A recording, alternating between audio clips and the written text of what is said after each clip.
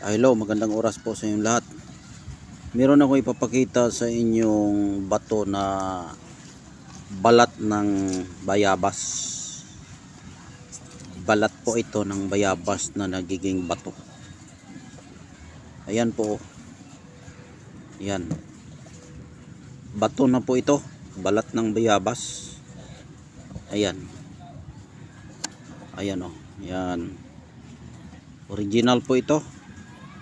Balat ng bayabas na nagiging bato. Ayan. Nakuha ko po ito sa bukid.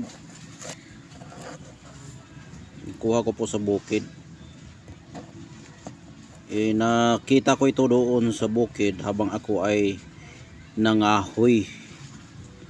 Nangahoy ako ng mga kahoy para gagawin kong panggatong. Pinutol ko yung puno. Binugha ko yung pinutol-putol ko yung kahoy na bayabas na laya o patay na bayabas. Yan po. Meron po siyang balat na nagiging bato. Yan, napakagandang birtud ito sa kabal. Ayan po. Pwede rin ito pampaswerte sa ating negosyo upang tayo ay siswertihin. Maganda ito sa negosyo na paninda dahil ito po ay bayabas. Bayabas po ito. Ayan po ang balat niya, ang itsura niya na nagiging bato na po siya. Ayan. Nagiging bato na po ang balat ng bayabas. Kaya maganda ito gamitin sa negosyo at pamproteksyon din po ito. Dahil kapag dala mo ito, kakapal po ang yung balat. Magiging bato rin yung balat mo na hindi man magiging bato pero sa spiritual na survey o spiritual na kilos sa ating paggawa ay yung espiritu nito ay magkasing tulad din ito sa ating katawan. Kapag yung tangan at abilidad ng bayabas, kung ang balat niya ay nagiging bato, kung ito'y dala mo, yung balat mo ay kasing balat din ng bayabas. At ang bayabas po ay maganda yan sa pagkain dahil nga ay prutas at pampaswerte. Pero ito'y nagiging bato na po, yung balat ay pampakabal po ito sa ating balat. Ang paggamit po nito, ibabad mo ito sa tubig at inumin kung ito ay gusto mo na pakapalin yung balat mo. Pangpakapal po ito ng yung balat kapag ito'y dala mo. Ibabad mo lang ito sa tubig at inumin mo, kakapal yung balat mo. Hindi basta-basta matablan ng anumang mga klaseng patalim dahil nga ay yung balat ay nagiging bato na po kasing itsura ng balat ng bayabas. Ayan po ang gamit niyan, pampaswerte at pamproteksyon sa ating balat. Hindi ka basta-basta masugatan kapag dala mo itong balat ng bayabas. Ayan po. Araw po ng Biyernes ito nakukuha. Nung kinuha ko ito, hindi ko namalayan na yung puno ng bayabas, pinutol ko yun ng atsa. Katapos ko pinutol ng atsa, hinati-hati ko ay nako, yung balat ng bayabas na kanyang kalahati ay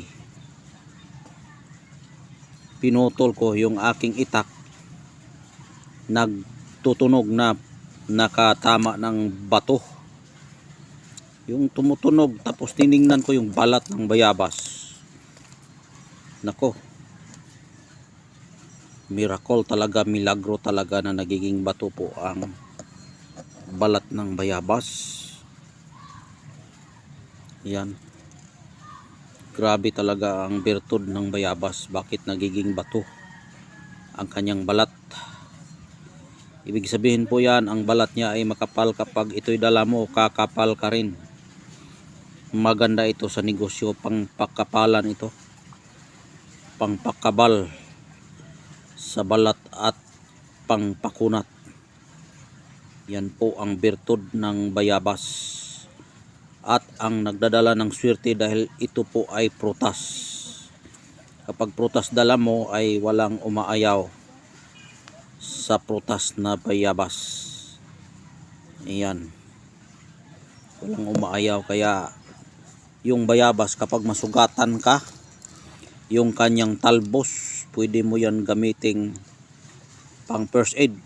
Dikdikin mo yan, pwede mo yan lunukin, tapos amuyin at yung kagat-kagatin mo yung bayabas, tapos yung yung dagta niya ilagay mo sa sugat. Madali lang humilom kapag yan ang gagamitin mo pag masugatan ka. Pero ito'y nagiging bato na po. Ay napakalakas po ang bertud at kapangyarihan ng balat mo kapag ito'y dala mo. Kapag ito'y dala mo, malakas ang bertud ng iyong balat.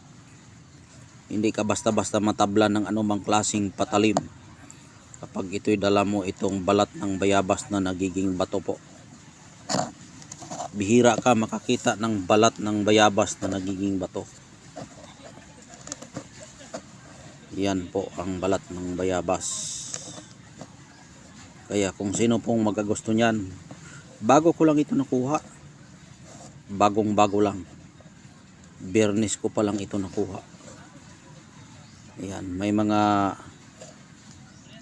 may mga balana pa yung daanan ng kahoy kung saan dumikit yan, daanan ng kahoy niya yan sa bandang sanga niya na nagiging bato. Milagro talaga ito. Napakataas po ang milagro nito. Nagmimilagro po yung bayabas, ang kanyang balat ay nagiging bato. Kaya kapag dala mo ito, magiging milagro ka rin. Kakapal yung balat mo at magiging bato po yung balat mo na kasing tigas ng bato. Ayan po ang ating bertud na may kapangyarihan na galing sa engkanto. Ayan. Kaya kung sino pong magkagusto nito, pwede nyo akong kontakin sa aking numero 0948-066-3790. Pwede kayo mag-chat sa akin, pwede kayo mag-text or magtawag, at malaman ko kung ikaw ay totoo, malaman ko ang iyong boses at yung pananalita na tunay na ikay magkagusto nito. Kaya hanggang dito na lang po. Maraming salamat. God bless po sa inyong lahat. Bye bye. Ingat po kayo palagi.